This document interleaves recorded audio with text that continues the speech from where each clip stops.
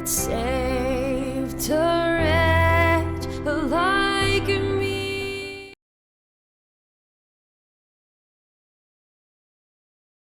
Goeiedag. Dit is so wonderlik om te kyk na die evangelie, die goeie nuus van Jesus Christus, dit wat bykans 2000 jaar terug gebeur het. Mense, dit is werklik 'n besonderse voorreg om daarna te kyk. En een van die goedjies wat vir my baie keer bybly, is dat 'n mens gaan kyk dit wat ons moet doen vir die Here. En nie net moet doen vir die Here nie, maar kom ons kyk na iets wat 'n mens moet doen. Weet jy, daar's baie keer mense wat sê, ek kan 'n ding doen, ander mense kan dit beter doen. En baie keer dan dink jy jouself kan iets beter doen as iemand anderste. Maar wat is een van die grootste probleme in godsdiens? Is dat ons probeer doen dit wat Jesus Christus gedoen het. Nou die grootste probleem wat jy het as jy iets wil doen, is as die ding klaar gedoen is. As jy byvoorbeeld 'n muur moet verf en jy moet hom wit verf en hy's klaar wit geverf, hoe gaan jy hom wit geverf kry? Want hy's klaar, hy's afgehandel. En dit is die wonderlike voorreg wat ons het om in hierdie tyd te lewe na die kruisiging en die opstanding van Jesus, waar ons voor die kruisiging, selfs toe Jesus op aarde geloop het, bykans 2000 jaar terug, het die mense gegaan, dan wil hulle by hom uitkom, dan kom hulle daar, dan is hy nie meer daar nie. En dan wil hulle hom sien, Saggeus klim in die boom, en dit was baie keer 'n stryd gewees. En net so sal ons sit vandag in ons besige program, daar so baie keer aan dink 'n mens, hoe wonderlik sal dit wees om in die tyd te gelewe het toe Jesus geleef het. Maar ons het 'n baie groter voorreg, dat Jesus Christus het gesterf, en hy het sy lewe in elke mens uitgestort, sodat hy sê, hy sal jou nooit begewe, hy sal jou nooit verlaat nie. God is altyd met ons, want hy is in ons. En so het Jesus ook gesê, sy naam is Immanuel, God met ons.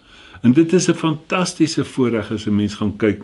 En Jesus Christus het gekom om iets te doen, en hy het gesê, dit is volbring. Nou, hoe sal jy iets probeer doen wat klaar gedoen is?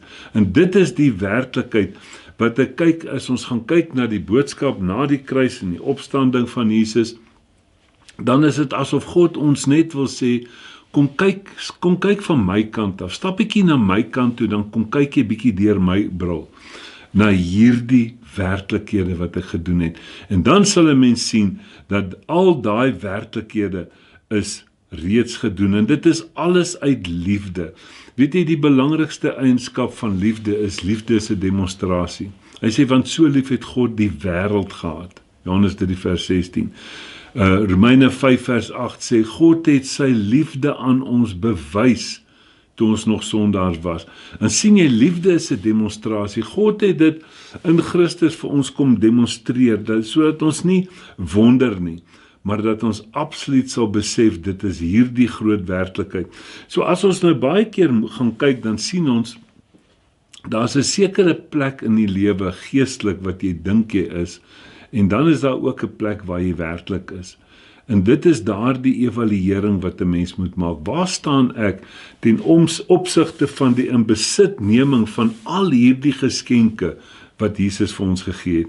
Weet jy, ons sit baie keer, dink ek daaraan, dat 'n mens kan nie sing, uit dieptes gans verlore, redding ver vandaan, as die werklikheid wat Jesus Christus gedoen het, is om ons te kom red. Nou kom ons kyk na 'n paar van hierdie afgehandelde werklikhede van Jesus Christus, dan vra ons onsself, gaan ons dit kan oordoen, gaan ons dit beter kan doen, maar soos ek sê, die werklikheid is, dat al daai werklikheid is self gedoen. Baie keer dan sê mense, jy moet jouself red, en mense probeer om by redding uit te kom, hulle probeer om 'n beter mens te word, hulle probeer verander, hulle probeer om aanvaarbaar te word vir God, maar kom ons gaan kyk, wat is jou kans om jouself te red, as dit klaar gedoen is? 1 Korintiërs 15 vers 1 en 2. Broeders, ek maak julle die evangelie bekend wat ek aan julle verkondig het, wat julle ook aangeneem het, waarin julle ook staan. So die werklikheid is dit wat Efesiërs 1 vers 13 vir ons sê. Toe jy die woord van die waarheid, dis Jesus Christus, die evangelie van jou redding, nie die verlorendheid nie, nie gehoor het hoe verlore is jy nie, want redding het gekom. Jou evangelie van jou redding, toe jy dit gehoor het en dit geglo het, word jy verseël met die belofte van die Heilige Gees, Efesiërs 1 vers 13. Jy hoor die evangelie, die goeie nuus van jou redding, het jy gehoor, dat jy gered is.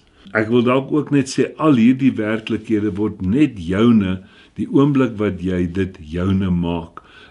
As jy dit van die hand wys, sal dit nooit jou werklikheid wees nie, en jy sal kies om verlore te gaan.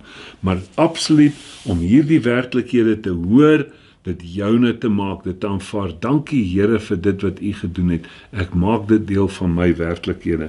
Hy sê, broeders, ek maak julle die evangelie bekend wat ek aan julle verkondig het, wat julle ook aangeneem het, waarin julle ook staan. Jy moet vasstaan. Hy sê, staan dan vas in hierdie werklikhede.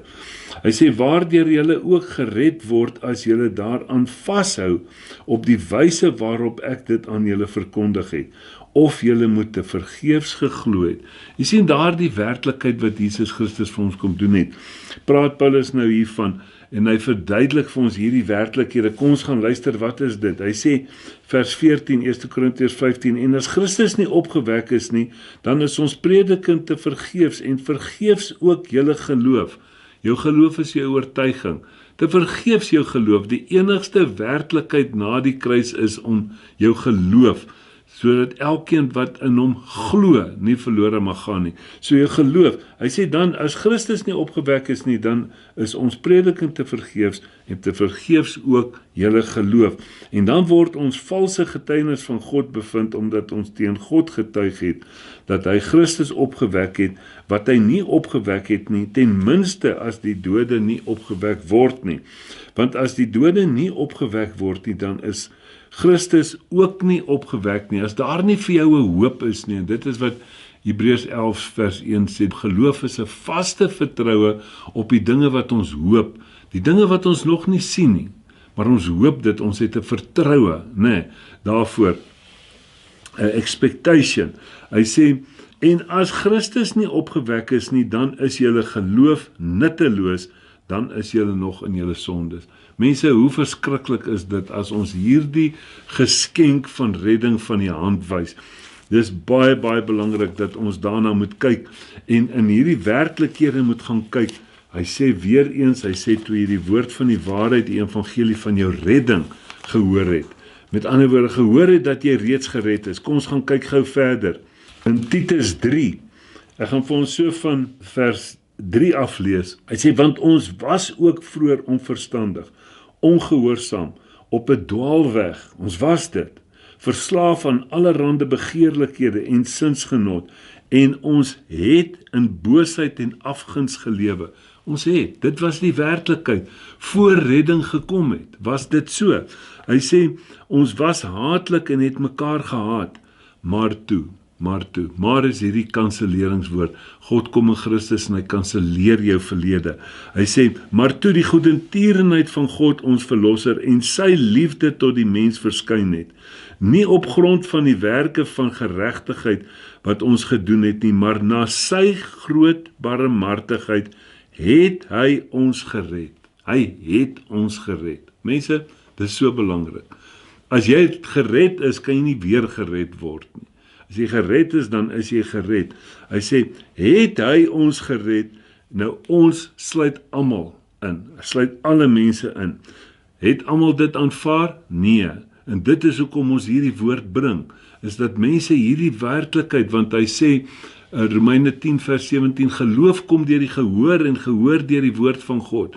En dit is hoekom ons met mense moet praat oor hierdie werklikhede, gaan nie by dit uitkom nie, Romeine 10 vers 13 tot 15, gaan lees dit.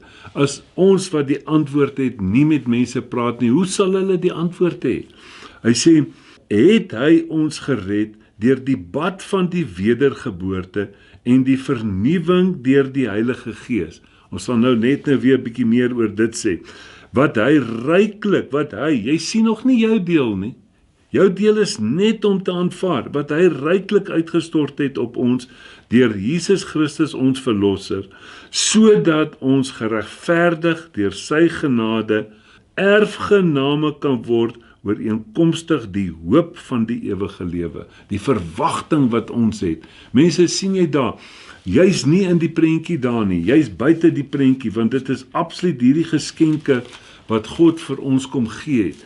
En ons moet daarna gaan kyk. Ek wil nou net na Efesiërs 2 gaan kyk, wat met dieselfde werklikheid werk hier, as hy praat van die maar wat gebeur het. Hy begin in die eerste vers, hy sê, en julle het hy lewend gemaak, wat dood was deur die misdade en die sondes. Hoe kan 'n dooie mens homself red? Jy sien, 'n dooie mens, toe jy dood was in jou sondes, hoe kon jy jou gered het? As die redder nie gekom het nie, en dit is hoekom Jesus 'n redder is. Want 'n redder is nie iemand wat gaan red nie, 'n redder is iemand wat gered het. Dit is hoe jy daardie titel kry, né? Jy sien, hy sê, waarin julle tevore gewandel het, volgens die loop van hierdie wêreld, volgens die owerste van die mag van die lig, van die gees wat nou in die kinders van die ongehoorsaamheid werk, dis waar hy was. Hy sê, onder wie ons almal vroeër gewandel het, in die begeerlikheid van die vlees, toe ons die wil van die vlees en van die sinne gedoen het, en ons was van nature kinders van die toorn, net soos ook die ander. Met ander woorde, ongered. Nee, jy het 'n antwoord gesoek, jy het redding gesoek. Wat gebeur? Dit is soos, ek het dit op 'n stadium terugvertel, het hy getel soos iemand wat in die see is en hy's besig om te verdrink. Hy kan homself nie red nie, maar hier gaan die reddingsboot en hy gaan red hom, nee. Hy sê, maar God wat ryk is in barmhartigheid. God, jy sien, dit was die mense toestand, maar hier kom hierdie God sonder om jou te vra. Hy sê, hierdie God wat ryk is in barmhartigheid, het ons deur sy groote liefde, waarmee hy ons liefgehad het, ook toe ons dood was deur die misdade, lewend gemaak saam met Christus. 2000 jaar terug het hy jou lewend gemaak. Hierdie groot God, na sy barmhartigheid, na sy behoefte, want God het die mens geskep in Genesis, en hy het gesien, daar gaan die mens verlore, omdat hy verkeerde keuse gemaak het. En God het gesê, vrou, wag, staan stil. Vrou, jou saad gaan sy kop vermorsel. Ek wil nie hê, Adam, jy moet probeer die ding regmaak nie, want jy's die ou wat opgemors het. So mens, die ou wat opgemors het, kan nie die ding regmaak nie. Hy sê, maar vrou, jou saad, ek gaan 'n saad stuur, en daai saad gaan die situasie herstel, en as God iets herstel het, het hy dit herstel. Jy sien, en dis hoekom God ons kom red van ons verlorenheid. Hy sê, ook toe ons dood was, hy sê, deur die misdade lewend gemaak saam met Christus, uit genade is julle gered. Wat beteken die woordjie is? Die woordjie is nie redeneerbaar nie, hy's nie onderhandelbaar nie, is nie iets wat nog kan gebeur nie, is iets wat in die verlede lê. Dit is wat God gedoen het in Jesus Christus. Hy sê, maar geloof kom nou deur die gehoor en gehoor deur die woord van God. En dit is waarom ons moet aanhou praat oor hierdie werklikhede. Nou kom hy, en jy wil gaan kyk na redding, en nou verwys ons, as ons praat oor die godsdiens, dan kom ons dadelik in ons kom by 1 Johannes 1 uit, jy moet jou sondes bely, wat 'n werklikheid is, vir een keer in jou lewe, wanneer jy 'n totale heiden is en ongelowig is, dan moet jy by daai punt uitkom. Maar die oomblik wat jy, hy sê, dat God is getrou en regverdig, om jou van alle ongeregtigheid te reinig. Jy sien, dit is daai werklikheid. Nou sê die skrif ons, hoe sal jy gered word? En die enigste skrifgie wat dit vir jou sê, is Romeine 10 vers 9 en 10.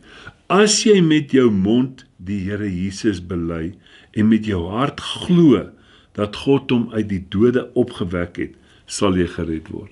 So, mense, dit is wat ons moet doen. Ons moet vir mense hierdie boodskap vertel. Wat 'n boodskap? Onthou, ek het nou vir ons gelees in 1 Korintiërs 15. Hy sê, as jy met jou mond die Here Jesus bely, en met jou hart glo dat God hom uit die dode opgewek het, sal jy gered word. Ons het gesê, as Jesus nie opgewek is nie, dan is jou geloof nutteloos en dan is jy nog steeds in jou sondes.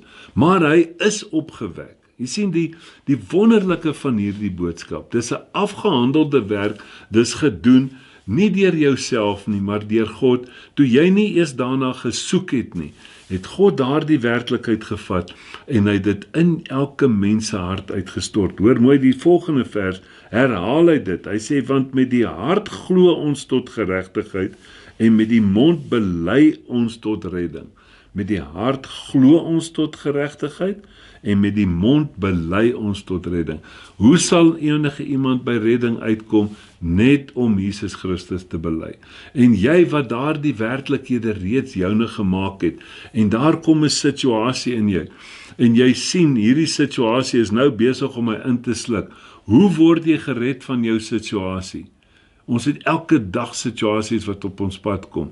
Net Jesus Christus bely. Jesus Christus bely. Nie die probleem bely nie, maar jy bely die antwoord en dit is Jesus Christus. So wonderlik dat 'n mens daarna gaan kyk, want hy sê hier, en ek gaan dit nou sommer gou vir ons lees, vers 13, Romeine 10, hy sê, want elkeen wat die naam van die Here aanroep, sal gered word.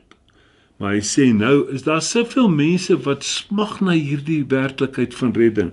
Maar nou sê hy vir ons daar, hy sê, maar hoe kan hulle hom dan aanroep in wie hulle nie geglo het nie, want alles gaan oor geloof. Nee. En hoe kan hulle in hom glo van wie hulle nie gehoor het nie? En hoe kan hulle hoor sonder een wat preek? Mense, dis so belangrik. Iemand wat in die duisternis is, kan homself nie red nie. Hy het lig nodig. Hy het iemand wat vir hom die werklikheid bring, het hy nodig.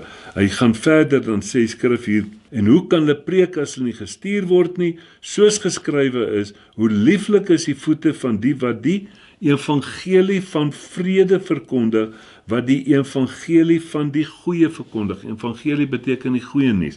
Wat die goeie nuus van vrede verkondig en die goeie nuus van die goeie verkondig. Mense, met ander woorde, as jy gaan en jy wil iemand onder wet probeer druk, gaan hy nie by redding kan uitkom nie. Moenie dink jy gaan 'n ou grind en hom by redding uitbring nie.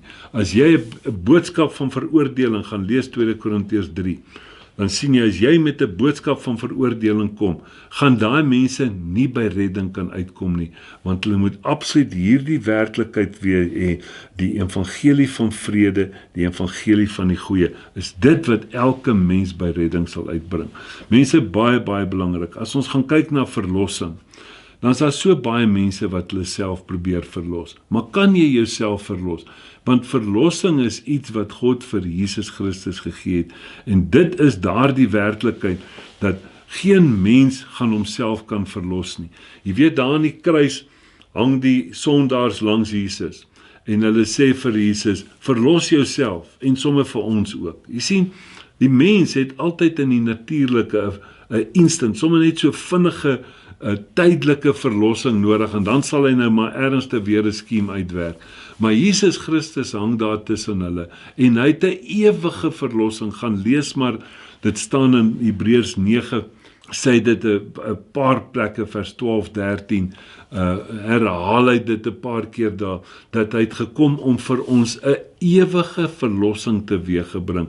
Nie daardie instant, daardie vir 'n kort tydjie wat die natuurlike jou bied, wat die sondaars langs Jesus in gedagte gehad het nie. En dan sal hulle maar daarna weer hulle ding probeer uitwerk. En dit is die groot werklikheid, terwyl ons nou hier in Romeine is, as ons gaan kyk Romeine 7, dan praat Paulus daar, en hy praat met iemand wat onder die wet is, en hy kom hier in die 24ste vers, dan sê hy, en ek elendige mens, wie sal my verlos van die liggaam van hierdie dood? Nadat hy hier gesê het, dit wat hy probeer, maar hy praat nie van homself nie, hy sê die natuurlike mens, die mens wat onder die wet is, hy sê, dit wat hy probeer doen, kan hy nie doen nie, en dit wat hy nie probeer nie, dit doen hy. Hy sê, ek elendige mens, wie sal my verlos van die liggaam van hierdie dood? Vers 25, ek dank God deur Jesus Christus ons Here. Met ander woorde, dit is absoluut daardie verlossing wat gekom het in Jesus Christus. Kom ons gaan kyk gou na die werklikheid van Jesus Christus. Wat het hy kom doen op aarde? Kom ons kyk na Matteus 1, heel eerste boek in die Bybel. Dan praat hy hier, Matteus 1, en Josef wou weghardloop, en die engel sê vir hom, wees nie bevrees nie. Hy sê, want die swangerskap is uit die Heilige Gees. Hy sê vers 21, en sy sal 'n seun baar en jy moet hom Jesus noem, want dit is hy wat sy volk van hulle sondes sal verlos. Mense, as dit is hoe Jesus Christus aangekondig is in Matteus 1, hoe wil ons nog onsself verlos? As dit is die werklikheid wat Jesus Christus kom doen het op aarde, om sy volk van hulle sondes te verlos. En hoe lyk dit as Jesus iemand verlos het, as God iemand verlos het? Dan is daai verlossing 100%. Kyk mooi na die Efesiërs 1 vers 7. In hom het ons die verlossing deur sy bloed. Het jy dit of het jy dit nie? Jy het dit. Die vergifnis van die misdade na die rykdom van sy genade. Ons het daar die verlossing na die rykdom van sy genade. So, Jesus Christus het gekom om die mens te verlos. Hy herhaal dit in die boek van die Kolossense, so dis nie per ongelukke oeps wat hy geskryf het nie. In die 14de vers, kom ons lees net vers 13 en 14 van Kolossense. Hy wat ons verlos het uit die mag van die duisternis en oorgebring het in die koninkryk van die seun van sy liefde. Hy het ons oorgebring. Hy het ons verlos uit die mag van die duisternis en ons oorgebring. Ons is nie net daar verlos en daar gelos nie. Laat ons weer ingesluk word nie. Hy het ons oorgebring na die hy sê na die koninkryk van die seun van sy liefde, in wie ons die verlossing het, vers 14, deur sy bloed, naamlik die vergifnis van die sondes. Mense, so belangrik dat ons moet sien, dit is iets wat ons het. Ons het gelees in die eerste gedeeltetjie in Titus 3, die bad van die wedergeboorte. Dan sit jy en dink, daar's soveel mense wat, dan praat ons, dan sê hulle, is jy 'n wedergebore Christen? Waarvan praat jy as jy 'n wedergebore Christen is? Hoe kan jy jouself wedergebore maak? Baie mense sê, ek is wedergebore. Die belangrikste, jy moet wedergebore. En ons praat oor die wedergeboorte. Maar wat sê die wedergeboorte? As dit iets is wat jy kan doen, of waarby jy kan uitkom. Nikodemus kom in Johannes 3 na Jesus toe. Hy kom in die nag, hy's 'n leraar, en hy kom praat met Jesus, en hy sê vir Jesus, nie enige mens kan hierdie werklikhede doen nie. Ons kan sien iets werklik van God af. En Jesus sê vir hom, Nikodemus, as jy nie wedergebore word nie. Nou eerstens, as jy iets moet word, kan jy dit nie self doen nie. Jy sien, dit is waar die ding. En mense probeer wedergebore word en wedergebore word en wedergebore word. Maar Jesus praat met hom daar, want in die 4 evangelies verduidelik Jesus vir die mense, wat gaan hy aan die kruis doen? Is 'n inleiding tot die Nuwe Testament eintlik, waar die Testament sê, die skrif vir ons 'n paar plekke is geldig by 'n sterfgeval. So Jesus verduidelik vir hulle, en dis hoekom hulle dit nie verstaan het nie. Verduidelik Jesus vir hulle, wat gaan gebeur as ek gesterf het en opgestaan het. En Nikodemus volg Jesus die hele tyd. Onthou daar, na die kruisiging, daar by die graf, was Nikodemus ook daar, heeltyd saam met Jesus, maar nooit in die kollig nie, want hulle was bang dat hulle word uit die sinagoge uitgejaag, omdat hulle leraars was. Nou kyk mooi in 1 Petrus 1 vers 3. Alles geskenke wat Jesus vir ons gedoen het. Geseënd is die God en Vader van ons Here Jesus Christus, wat na sy groot barmhartigheid ons die wedergeboorte geskenk het. Sy groot barmhartigheid, die wedergeboorte geskenk het tot 'n lewende hoop deur die opstanding van Jesus Christus uit die dode. Mense, dit is so belangrik. Wedergeboorte is 'n geskenk. Alles, redding, geregtigheid, heiligheid, verlossing, wysheid, liefde, alles is geskenke wat God in Christus vir ons gegee het. Genade. Kan nie weer vir die Here vra, wees my genadig nie. Skenk vir my wedergeboorte nie. Kyk mooi wat sê in die 23ste vers van 1 Petrus, ons moet na die tenses gaan kyk. Want julle is wedergebore, nie uit verganklike saad nie, maar uit onverganklike, deur die lewende woord van God wat tot in ewigheid bly. Deur hierdie lewende woord. Gaan kyk in hierdie woord, dan sien jy daar die werklikhede. So nou kom Efesiërs 4 vers 18, hy sê, julle is net geskei van hierdie lewe, deur onkunde, omdat julle julle harte verhard. Moenie jou hart verhard as jy hierdie geskenke van Jesus hoor nie. Amen.